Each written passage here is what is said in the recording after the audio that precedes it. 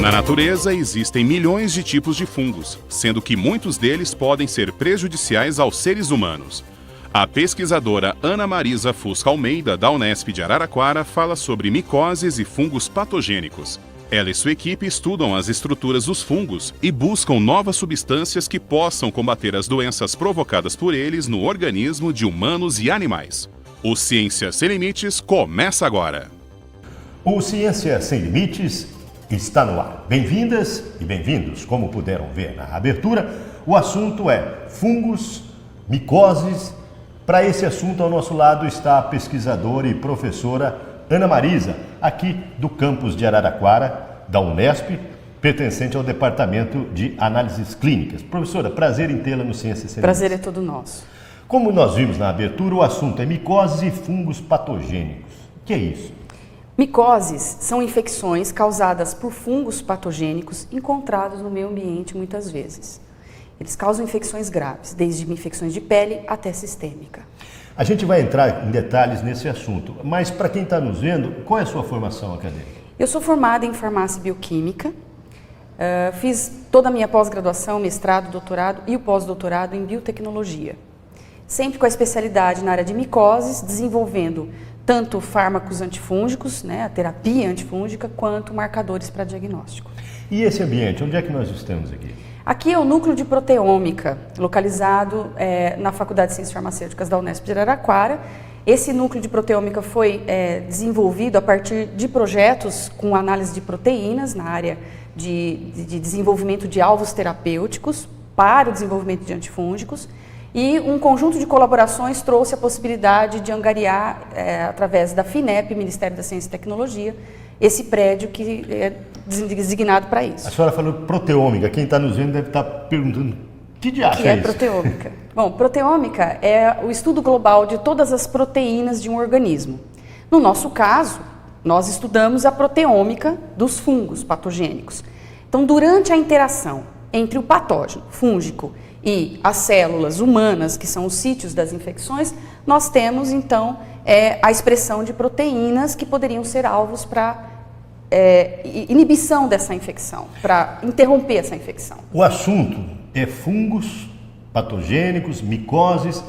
No seu ponto de vista, esse tema, ele é muito estudado, muito pesquisado ou pouco investido? Não, ele é pouco investido. A sociedade, que envolve estudos em micoses é pequena. Por quê? Eu acho que essas doenças ainda são no Brasil negligenciadas, apesar de serem endêmicas. Então nós temos alguns dos fungos que causam infecções graves, principalmente aqui no Sudeste. O Paracoccidioides, por exemplo, ele é endêmico aqui, principalmente com o cultivo de cana. Então nós temos esses fungos no meio ambiente, o nicho ecológico é o ambiente e às vezes proporciona-se, dependendo da cultura, por exemplo, cana, tratamento do solo, a proibição de queimada, favorece que o aerosol dessa região de cultivo do solo para cana tenha uma propensão maior, uma carga fúngica dessa espécie Paracoccidioides aqui na nossa região. Então nós temos doenças endêmicas. Os fungos, eles podem estar localizados em nichos na natureza, numa maior concentração. Para o ser humano, o fungo é capaz de matar? A micose é capaz de matar? Sim, nós temos várias micoses letais, Uma delas, por exemplo, é a criptococose.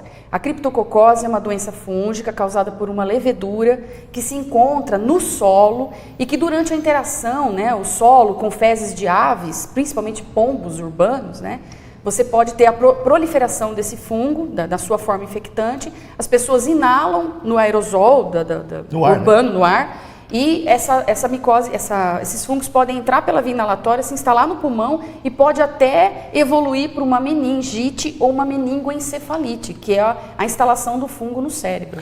E aqui, nesse local, as suas pesquisas são direcionadas a descobertas de novos medicamentos? Sim, aqui nós utilizamos a ciência proteômica, Nós utilizamos proteínas como marcadores dessas infecções. Então, os fungos, quando eles promovem infecções, eles expressam proteínas que podem levar à necrose, podem levar a melhor eficiência dessa infecção, e essas proteínas seriam os alvos para nós desenvolvermos moléculas que pudessem interromper esse processo de infecção.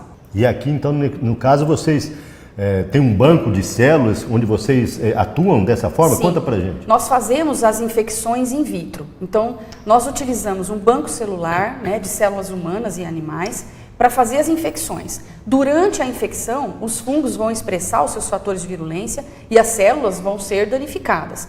E nós verificamos a expressão dessas proteínas durante essas infecções.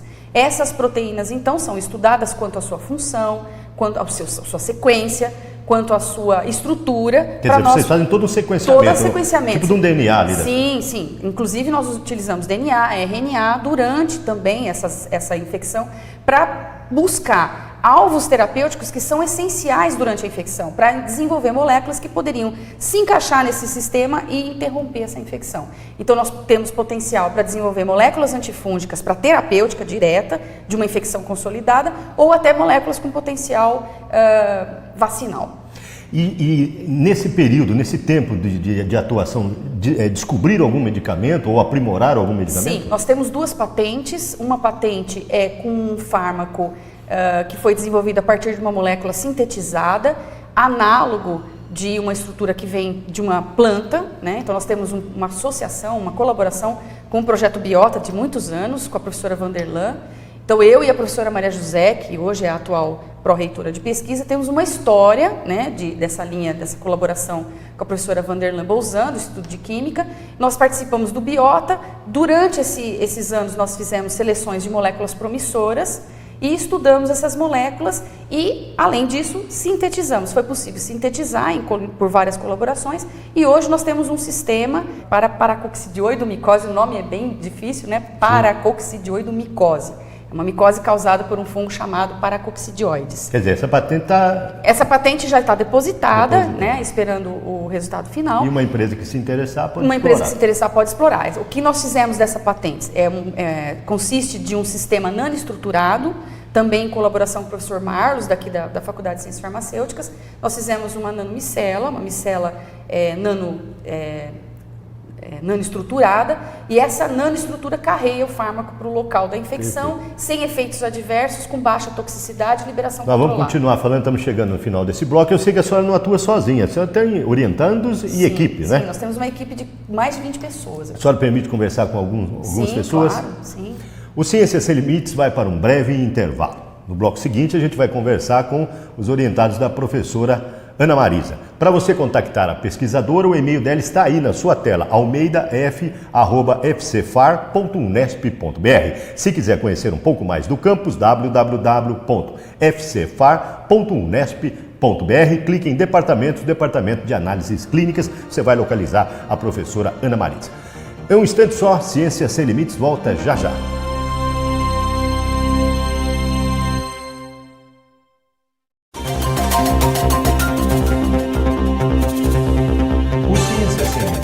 Está de volta. Conforme anunciado no bloco anterior, nós vamos conversar agora com integrantes da equipe da professora Ana Marisa. Ao nosso lado está a Mariana Galiani. Ela pertence à equipe da professora e atua aqui neste laboratório. Que tipo de pesquisa você desenvolve? Bom, meu projeto é de doutorado e atualmente eu trabalho com Candida albicans, que é um patógeno que normalmente se encontra na microbiota normal dos humanos. E, na verdade, a gente está em busca, em estudo de novos antifúngicos, pois o arsenal hoje em dia é muito pequeno, muito limitado. O arsenal de antifúngicos. E também devido à alta toxicidade que eles apresentam nos pacientes. Tanto toxicidade, na hepatotoxicidade, nefrotoxicidade e teratogenicidade também. Ou seja, traduzindo, efeitos colaterais... Efeitos colaterais são altos e principalmente que as grávidas não podem tomar certos tipos de antifúngicos. Então, o objetivo atual do nosso projeto de doutorado é tentar buscar novos fármacos que tenham essa ação anticândida, que no meu caso é Candida albicans, e buscando também que eles não sejam tão tóxicos e nem teratogênicos, que é onde as grávidas poderiam utilizar alguns outros fármacos. Já tem uma luz no fim do túnel? Já conseguiu visualizar alguma coisa? Já, estamos tentando. O meu projeto é com peptídeo, né, antimicrobiano. Então, aquele screening inicial a gente já meio que está começando a fazer. E devido a isso a gente usa modelos de animais alternativos, que é o zebrafish. Então, com ele, a gente consegue analisar se os futuros, né, potenciais antifúngicos, se eles são teratogênicos ou não, se as grávidas podem utilizar ou não. E para o futuro, vai para a iniciativa privada depois do doutorado ou para a carreira acadêmica? Carreira acadêmica, né? Tá certo. Né? Sucesso e parabéns para você. Obrigada, muito obrigada, João.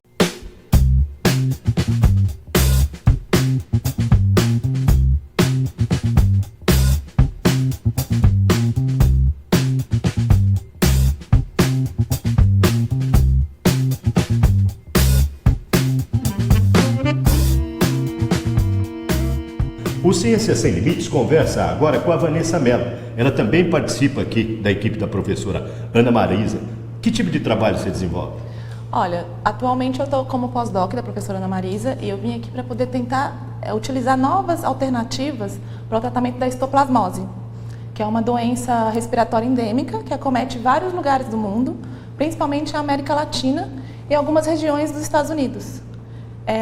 Ela é encontrada em solos com fezes de morcego e aves. E quais os sintomas dessa doença? Essa doença ela pode causar diversos sintomas, principalmente acometendo o pulmão. Ela pode causar como se fosse uma manifestação clínica de uma tuberculose, uma pneumonia. Só para poder vocês entenderem melhor como que seria essa manifestação. E as pessoas que têm o sistema imunológico comprometido, como aquelas que têm câncer, AIDS, transplantados, elas acabam tendo a propensão de ter mais essas manifestações e dificulta o tratamento. E esse tratamento que você está pesquisando, em que consiste? Consiste basicamente em utilizar luz e um corante, que a gente chama de fotossensibilizador, que na presença da luz, esse corante, ele acaba produzindo alguns tipos de espécies reativas de oxigênio, não tem como eu falar um termo menos técnico, e que mata o micro-organismo. Quer dizer, ele tem que ingerir isso? Na verdade, pode ser aplicado, porque uma das manifestações clínicas da histoplasmose pode ser na pele, oral, e no pulmão é intravenoso, porque esse corante ele não é tóxico na ausência de luz. Então não tem efeito colateral? Não tem efeito colateral. Na verdade, o efeito colateral dele seria fotossensibilidade. Você não pode ir para a luz, porque pode causar queimadura, mas você ficando um tempo até ele agir e fazer efeito, porque na verdade ele só vai agir no momento em que irradia a luz. Então a luz ela vai ser específica para o lugar onde está acontecendo. E depois do pós-doc? Depois do pós-doc, meu plano é prestar um concurso público para ser professora de uma universidade estadual ou federal, que seja. Sucesso e parabéns. Muito obrigada.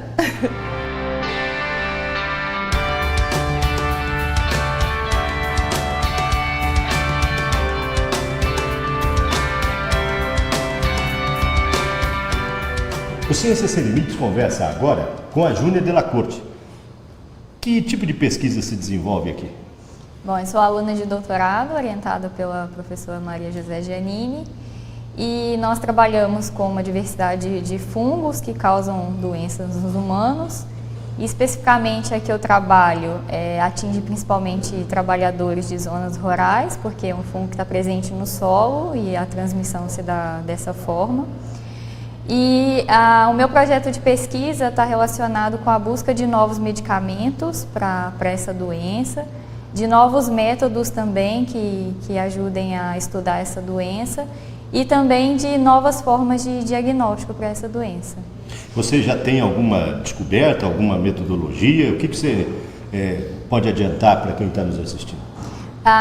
Em relação ao tratamento, o composto que eu trabalho apresentou bons resultados em vivo, em camundongos, e com os outros modelos que a gente trabalha também, que são chamados de modelos alternativos, que são também modelos em vivo, e ele apresentou boa atividade contra o fungo e pode ser futuramente um medicamento.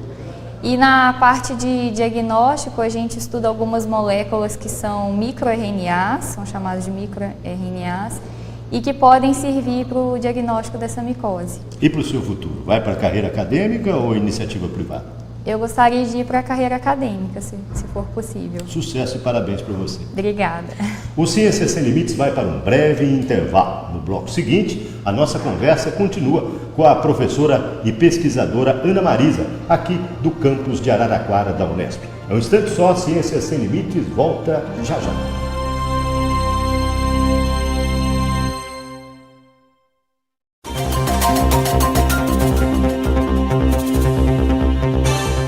Ciência Sem Limites está de volta. Como vocês podem ver, o assunto do programa desta semana, micose e fungos patogênicos. Sobre esse assunto, ao nosso lado está a pesquisadora e professora Ana Marisa. Professora, parabéns pela equipe, hein, que nós vimos aí no bloco anterior. São bem empenhados e engajados nos objetivos, né? Sim, esses alunos são muito dedicados, são bolsistas, geralmente da CAPES, né? Nosso programa de biociências e biotecnologia aplicada à farmácia, que é a nossa pós-graduação, é nota 6 na CAPES, é a nota de excelência, é considerada nota de excelência.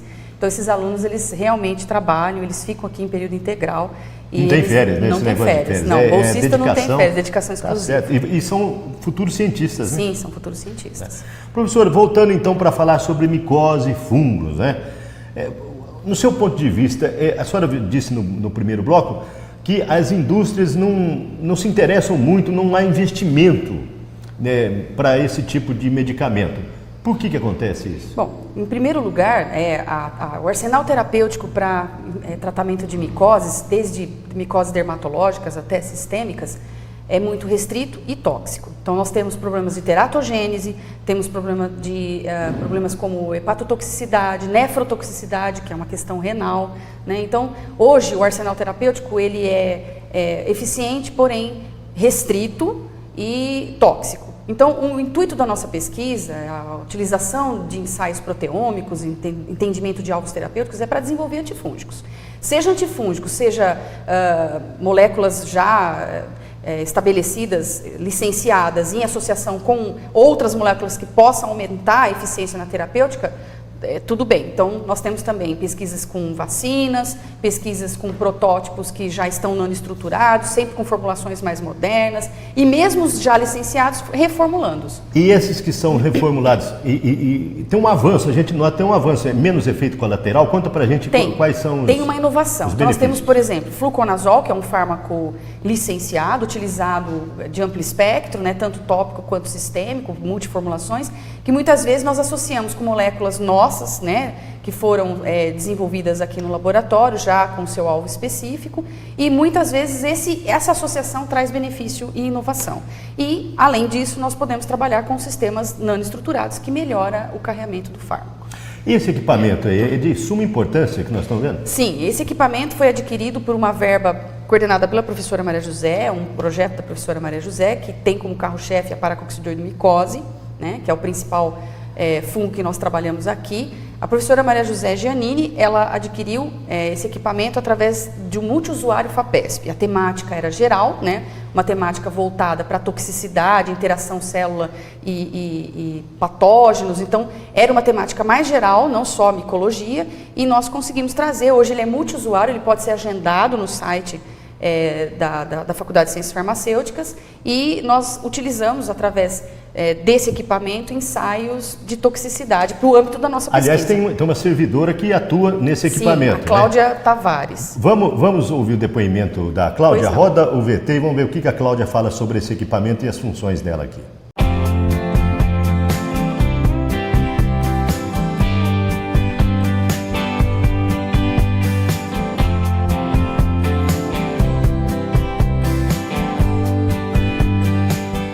Sou assistente de suporte acadêmico 4 aqui no laboratório, e eu desenvolvo atividades de pesquisa, principalmente voltadas para os alunos de pós-graduação, e nós analisamos as interações fungo-hospedeiro com células de mamíferos ou em cultura ou células de invertebrados, que atualmente a gente tem utilizado modelos invertebrados aqui no laboratório também.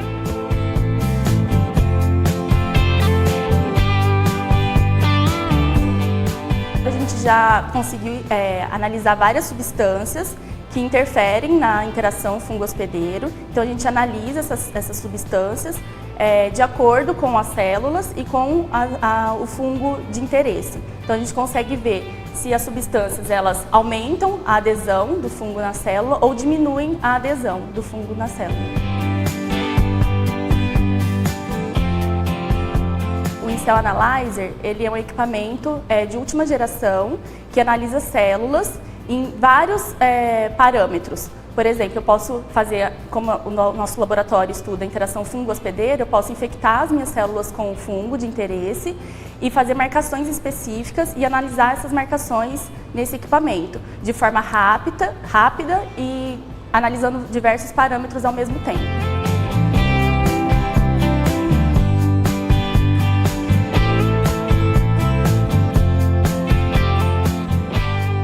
Bom, parabéns então por ter uma servidora com uma graduação nesse nível e que utiliza muito bem esse equipamento, né, professor? Sim, sim. Em termos de medida de prevenção, o que a senhora tem a dizer? Para quem está nos vendo pode pensar, eu não quero pegar fungo, eu não quero pegar micose, o que eu tenho que fazer? Bom, primeiro é a limpeza, né? As medidas de prevenção se iniciam desde o ambiente. Então, não só o seu ambiente doméstico, mas também os órgãos públicos, né, prefeituras, podem fazer uma medida de contenção e orientação da população. Por exemplo, a pessoa pode se contaminar numa praça? Pode, a pessoa pode se contaminar numa praça se ela tiver condições propensas para isso. Então, uma imunossupressão, uma pessoa que fez quimioterapia ou que tem uma carga viral, né, do HIV, uma pessoa HIV positiva, baixa, né? resistência baixa, ela pode sim adquirir numa área endêmica. E como é que nós temos uma área endêmica? Por exemplo, uma praça muito cheia de pombos, né, com várias áreas defecadas, com uma carga fúngica daquele ambiente muito pesado, né? Por exemplo, a paracoccidioidomicose é uma doença ocupacional para a área de agricultura, as pessoas que trabalham direto na agricultura, principalmente na cana, né?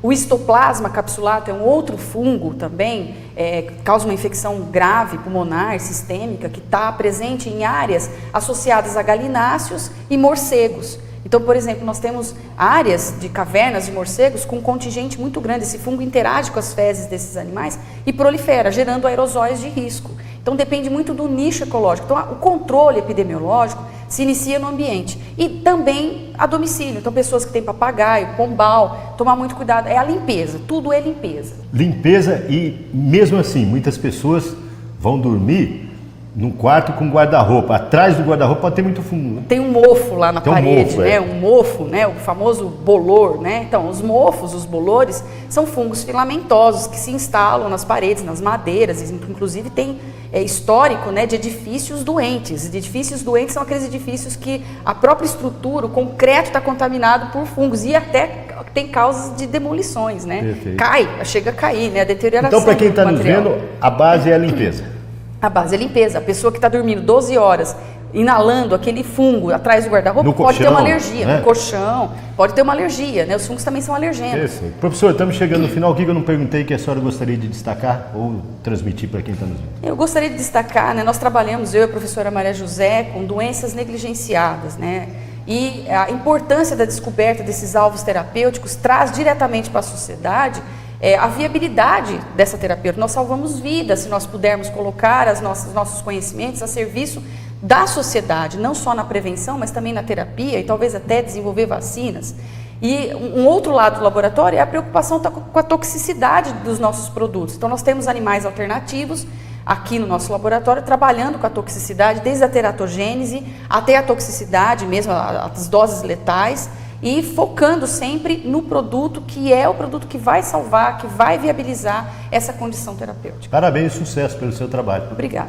Para você contactar a pesquisadora, o e-mail dela está aí na sua tela, almeidaf@fcfar.unesp.br. Para conhecer um pouco mais sobre o campus de Araraquara, www.fcfar.unesp.br.